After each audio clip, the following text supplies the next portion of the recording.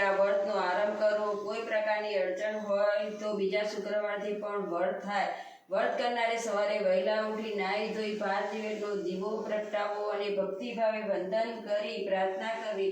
પીળા વસ્ત્ર પહેરવા નહીં અને પાટલા ઉપર દીવો મૂકી પત્ર પુષ્પ ચોખા કંકુથી જીવંતિકા દેવીનું પૂજન કરવું અને વાર્તા સાંભળવી।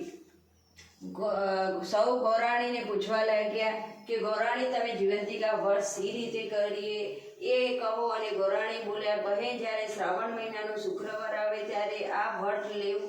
તે દિવસે પીળા વસ્ત્રો પહેરવા નહીં, પીળા અલંકારો ધારણ કરવા નહીં, પીળા માંડવા હેઠળ બેસવું નહીં, ચોખાનું પાણી ઓળંગવું નહીં, માતાજીના નામનો 5 દિવેટ વાળો દીવો પ્રગટાવો, પૂજન કરી બાળકોની રક્ષા માટે પ્રાર્થના કરવી, સાકરનો કંસારનું નિવેદ ધરાવવું અને ધરાવેલા નિવેદનું એકટાણું જમવું।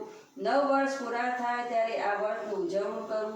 એક સૌભાગ્યવતી સ્ત્રી, એક કુમારિકા અને એક બાળકને પોતાને ત્યાં નોતરી ફૂલહારથી તેમનું પૂજન કરી જમાડવા। આ વ્રત કરનાર બાળકોનું દેવી જીવંતિકા સદા રખવાનું કરશે, તેમને ઊની આંચ પણ આવવા નહીં દે।